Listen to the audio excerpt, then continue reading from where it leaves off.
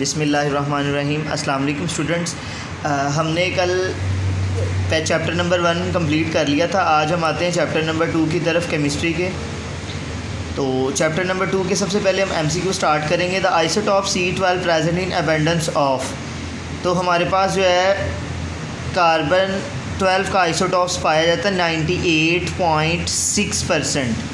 ठीक है, तो 98.6% हमारे पास इन ऑप्शन में से कोई भी ऑप्शन नहीं है, तो इसका करेक्ट ऑप्शन होगा नन ऑफ दिस।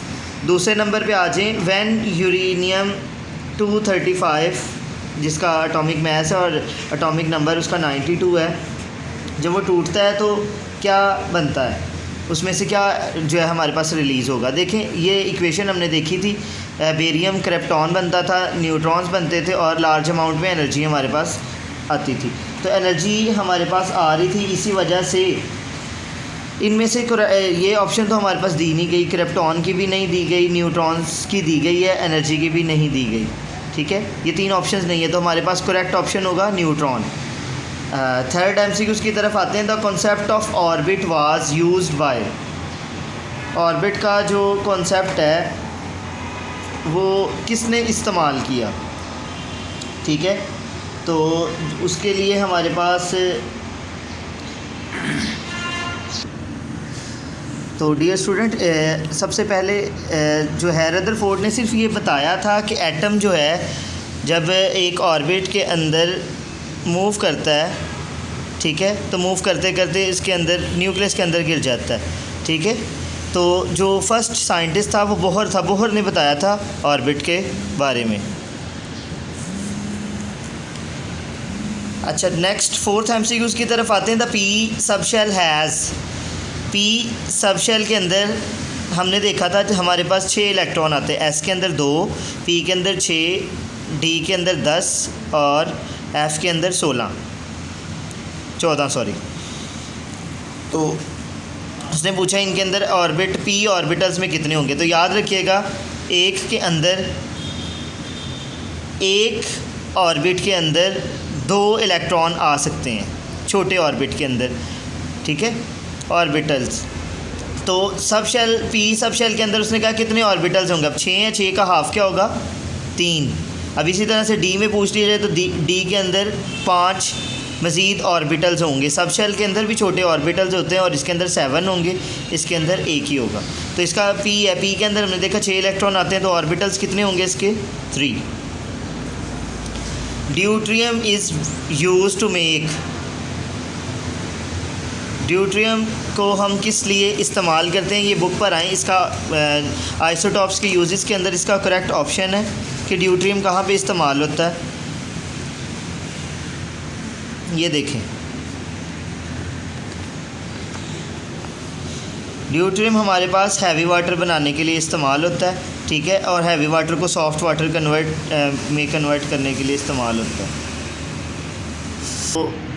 तो इसका हमारे पास करेक्ट ऑप्शन होगा सॉफ्ट वाटर जो है बनाने के लिए इस्तेमाल होता है, चाहे वह हार्ड वाटर हो चाहे वह सॉफ्ट वाटर हो, हैवी वाटर हो सॉरी या हार्ड वाटर हो, उसको सॉफ्ट वाटर करने के लिए इस्तेमाल होता है। अच्छा, which isotope is used for diagnosis of tumour in body. तो वो होता है हमारे पास आयोडीन। आयोडीन 131 का जो आइसोटॉप्स है वो डायग्नोसिस ट्यूमर कहते हैं, दिमाग के कैंसर को ठीक करने के लिए हमारे पास इस्तेमाल होता है। अब the value of Planck's constant, जिसको हम H कहते हैं, H की वैल्यू हमारे पास होती है 6.63 मल्टीप्लाई बाय 10⁻⁻34 जॉउल सेकेंड। तो इसका करेक्ट ऑप्शन होगा ये बी वाला। ठीक है, इस तरह से ये जो बहुत ज़्यादा इंपॉर्टेंट MCQs थे ये हम लोगों ने आज देख लिए। अब हम आते हैं शॉर्ट क्वेश्चंस की तरफ। शॉर्ट क्वेश्चन नंबर 1 है, give the 3 properties of positive raise. Positive raise की 3 प्रॉपर्टीज़ आपने लिखनी है। पहली बात तो ये, जो पॉजिटिव रेज़ हैं वो बिल्कुल स्ट्रेट ट्रैवल करती इस तरह से। ठीक है, लेकिन जो ऑपोजिट डायरेक्शन में करती हैं कैथोड रेज़ के, जिसको हम नेगेटिव रेज़ भी कह सकते हैं, वो नेगेटिव रेज़ इस डायरेक्शन में मूव करती थी जबकि पॉजिटिव रेज़ इस डायरेक्शन में मूव करती हैं। तो इस वजह से फर्स्ट प्रॉपर्टी देखें, these rays travel in straight line in the opposite direction to cathode rays। Cathode rays या नेगेटिव रेज़ भी इसको कह सकते हैं। दूसरी प्रॉपर्टीज़ की है, their deflection in electric and magnetic fields prove that these are positively charge. मतलब क्या, अब ये देखें हमारे पास दो इलेक्ट्रोड होते थे, एक के ऊपर नेगेटिव चार्ज था, एक पे पॉजिटिव था, ठीक है। अब ये देखें अगर लेट्स सपोज हम इसको कहते हैं ये कोई रेज़ है, अब ये पॉजिटिव की तरफ जाएगी तो पॉजिटिव की तरफ हमेशा पॉजिटिव चीज़ जाएगी। इस वजह से इससे हमें ये भी अंदाज़ा हो गया कि इसके ऊपर चार्ज क्या होता है, नेगेटिव रे। अगर ये नेगेटिव की तरफ जा रही है तो इस पर पॉजिटिव चार्ज है, अगर ये पॉजिटिव की तरफ जा रही है तो इसके ऊपर नेगेटिव चार्ज है। तीसरी प्रॉपर्टी है the nature of canal raise depend upon the nature of gas present in discharge tube. कि अब जब हमने डिस्चार्ज ट्यूब ली थी उसके अंदर जो गैस होती थी उसकी गैस की खसूसियात के ऊपर डिपेंड करता था कि जो है कैनाल रेज की नेचर किस तरह की होगी। अगर हीलियम गैस है उसकी नेचर और होगी, नाइट्रोजन गैस है उसकी नेचर और होगी। क्वेश्चन नंबर 2 की तरफ आते हैं। क्वेश्चन नंबर 2 हमें ये कहता है define electronic configuration. Electronic configuration की डेफिनेशन ये है distribution of electron around the nucleus in various sub shell according to their increasing energy is called electronic configuration. अब मसलन देखिए हाइड्रोजन का एटॉमिक नंबर होता है हमारे पास 1, मतलब अगर हम उसका स्ट्रक्चर ड्रा करें तो एक इलेक्ट्रॉन आएगा उसके आखिरी शेल में।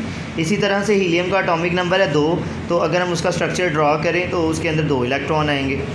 फिर लिथियम का स्ट्रक्चर ड्रा करें, प्रोटॉन न्यूट्रॉन, पहले न्यूक्लियस, फिर पहले शेल में 2 इलेक्ट्रॉन आएंगे, दूसरे में 3, क्योंकि इसका एटॉमिक नंबर 3 होता है। अब हम ये जो इलेक्ट्रॉन है वो डिस्ट्रीब्यूट करेंगे सब शेल में। तो सब शेल कौन से होते हैं, S, P, D और F। तो इसकी इलेक्ट्रॉनिक कन्फिग्रेशन होगी 1s1, इसकी होगी 1s2, ठीक है, इसकी होगी 1s1, 2s1, इसकी 1s2 और 2s1, ठीक है। तो यानी कि देखें 2 और 1 3 हो गए। यहाँ पे 2 एटॉमिक नंबर है तो इसका मतलब उसके पास इलेक्ट्रॉन भी 2 हैं, इसका पास एटॉमिक नंबर 1 है, इसके पास इलेक्ट्रॉन भी 1 है। इस तरीके से ये हम सब शेल के अंदर अगर इलेक्ट्रॉन्स को डिवाइड कर दे 1 2 एटसेट्रा किसी भी कंडीशंस में, तो उसको हम क्या लिखेंगे, इसे कहते हैं इलेक्ट्रॉनिक कन्फिग्रेशन। मिसाल दी हमने example, electronic configuration of hydrogen is 1s1।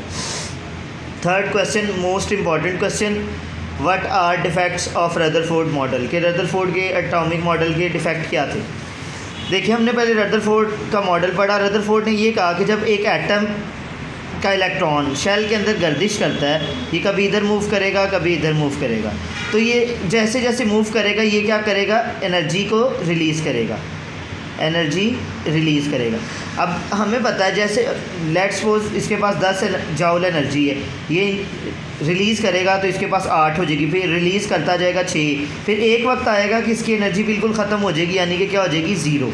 तो अगर एनर्जी बिल्कुल ख़त्म हो जाएगी तो इलेक्ट्रॉन कहाँ गिर जाएगा, ये क्या होता है हमारे पास न्यूक्लियस, जिसमें प्रोटॉन और न्यूट्रॉन, जबकि ये तो नामुमकिन है।